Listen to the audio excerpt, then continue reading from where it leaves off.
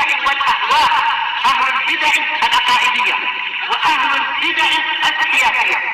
نقول بيننا وبينكم السلف، بيننا وبينكم الكتب، كان فيقول البدع بيننا وبينكم. Terkait dengan lepra itu yang merusak kulit. Yang kalau parah maka apa? Sendi-sendi nanti akan putus sendiri. Sendi-sendi jari, sendi-sendi tangan akan putus sendiri. Itu taun. Yang lainnya mengatakan taun itu adalah umumul wabah, yaitu penyakit menular secara umum, itu wabah. Terserah dia menular menyakiti bagian apa, menyerang bagian apa, yang penting dia penyakit menular, namanya taun. Yang bisa menjangkiti satu kampung sekaligus atau satu kota sekaligus, itu namanya taun. Fa akhbaraha annahu kana adzaba. Maka Rasulullah Shallallahu alaihi wasallam mengabari beliau bahwasanya taun itu dulu adalah siksaan. Ya ba'asuhullahu ta'ala ala man yasha. Allah Ta'ala mengirimkannya kepada makhluk yang dia kehendaki. Sebagai apa? Hukuman.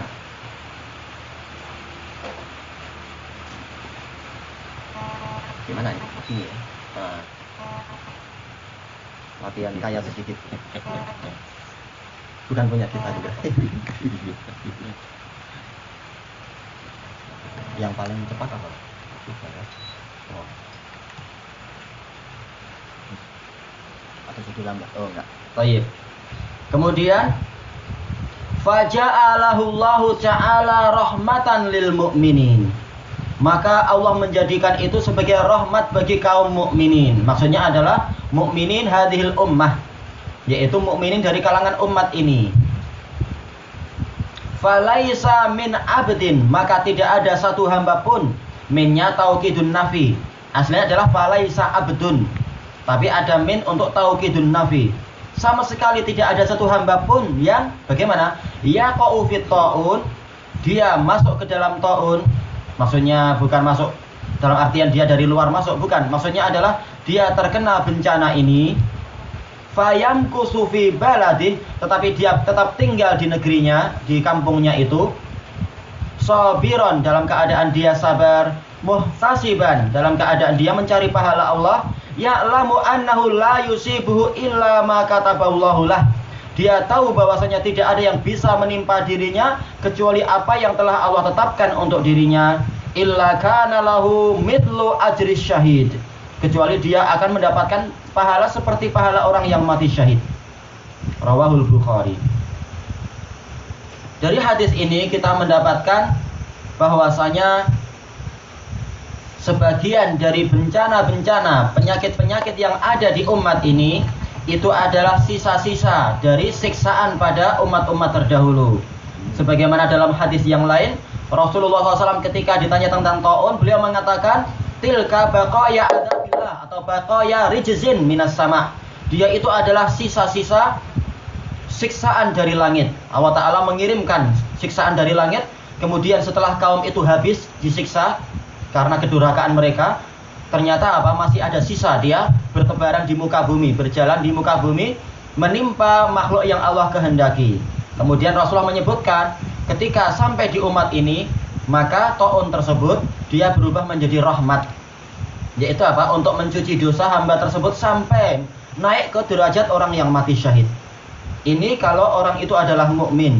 Tapi kalau orang itu adalah orang yang fajir, yang jahat, yang berhak disiksa, ya berarti itu sebagai siksaan untuk dia. Tapi untuk mukmin yang baik, maka ini sebagai rahmat, sebagaimana musibah-musibah yang lain. Tapi musibah yang lain tidak mencapai derajat ini secara umum pahalanya. Adapun untuk yang taun, karena memang dia adalah mengerikan, maka orang mukmin yang baik kalau terkena penyakit ini, dia mendapatkan pahala yang luar biasa tinggi, mencapai derajat orang yang mati syahid. Dan dari hadis ini pula kita mendapatkan faidah sebagaimana dijelaskan oleh Imam Ibnul Qayyim rahimahullahu ta'ala bahwa di dalam kitab beliau Idatus Sabirin, bahwasanya mihnah kalau dihadapi dengan sabar dia akan menjadi minhah. Ujian kalau dihadapi dengan sabar maka dia akan menjadi karunia. Seperti ini. Musibah ketika dihadapi dengan kesabaran justru menjadi rahmat, bahkan mencapai tingkat yang amat tinggi, yaitu sampai tingkat syahadah. Kemudian dari hadis ini pula kita mendapatkan faedah sebagaimana yang disebutkan oleh Ibnul Qayyim di dalam kitab beliau Al-Jawabul Kafi, bahwasanya siksaan Allah itu terkadang masih ada bekasnya di muka bumi. Makanya kita dilarang untuk apa? Dilarang untuk kita mengambil air minum yang dari sisa air yang ada di negeri Samud, yaitu di Syam sana, di wilayah Samud. Dan kita dilarang untuk tinggal di sana kecuali apa? Kalau kita dalam keadaan menangis. Sebagaimana sabda Rasulullah SAW ketika mereka perang Tabuk dan mereka melewati wilayah Samud. Rasulullah mengatakan, la tadkhulu ala qaumin zalamu anfusahum illa an takunu bakin. Janganlah kalian masuk ke wilayah kaum yang mereka itu mendolimi diri mereka sendiri, kecuali kalau kalian itu dalam keadaan menangis. Allah tusabu ma asabahum, agar kalian tidak mengalami musibah seperti yang menimpa mereka. Dijelaskan bahwasanya musibah itu dan siksaan itu terkadang masih ada bekasnya dan ada pengaruhnya di muka bumi sampai sekarang. Maka kita dilarang memang untuk tinggal di wilayah-wilayah yang menjadi bekas azab. Kemudian dari hadis ini pula kita mendapatkan faidah, yaitu apa? Sebagaimana datang di dalam hadis siapa itu? Abdurrahman bin Auf, hadisnya muttafaqun alaih. Beliau mengatakan, sami'tu Rasulullah SAW yaqul, idza sami'tum bi ardin ta'un, kalau kalian mendengar ada ta'un, yaitu wabah penyakit sedang berjangkit di suatu negeri, fala tadkhuluha, jangan kalian masuk ke situ. Menunjukkan faedah apa itu?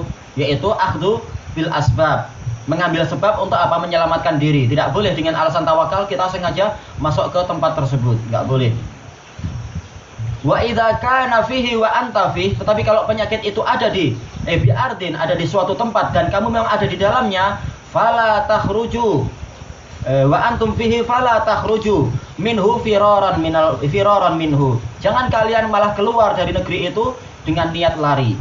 Menunjukkan apa? Kalau dia sudah ada di dalamnya, maka hendaknya dia itu bersabar. Jangan dia malah lari. Itu dilarang.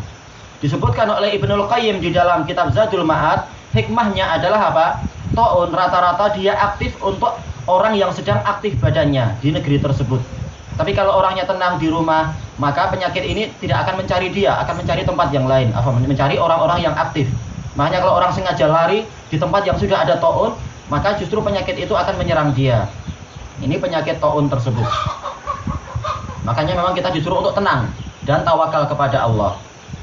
Dan dari hadis ini pula kita mendapatkan faedah, apa itu? Haqiqatul iman. Sebagaimana datang di dalam hadis Abu Darda radhiyallahu anhu, hadisnya sahih, Rasul di dalam Sahihul Musnad, Rasulullah SAW bersabda, innalikulli syai'in haqiqah.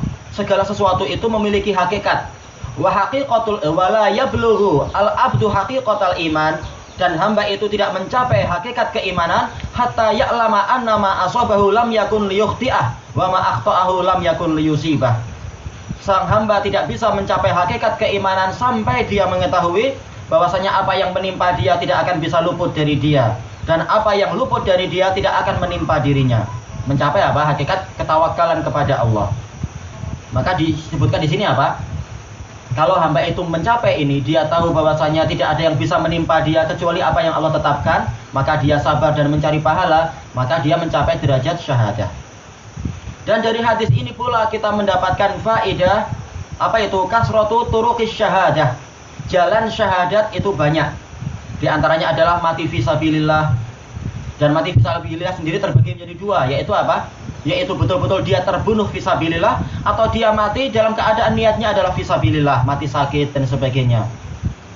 Makanya walaupun dia tidak terbunuh, tetapi dia sedang berjaga di tapal batas, ternyata dia sakit perut dan meninggal, atau dia sakit yang lain dan meninggal, maka dia mendapatkan pahala syahid. Demikian pula al-mabtun, kata Rasulullah SAW, orang yang terkena penyakit perut sampai dia meninggal, maka dia syahid. Demikian pula hariq, orang yang mati terbakar, dia juga mati syahid. Demikian pula apa? Al-mahdum, orang yang tertimpa reruntuhan sampai meninggal, dia juga mati syahid. Demikian pula al-ghariq, disebutkan oleh Rasulullah, orang yang mati tenggelam, itu juga mati syahid. Ternyata syahadah itu banyak jalannya. Yang penting jangan kita sengaja bunuh diri, malah nggak dapat itu. Baik. Dan masih ada beberapa faedah yang lain Di antaranya adalah apa itu? Minal akhdh bil ilm adalah apa?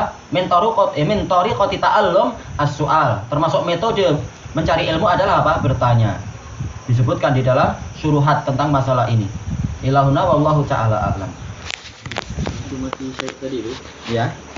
selain daripada mati di medan perang tu, maksudnya dia tu rasa seperti semut juga lah.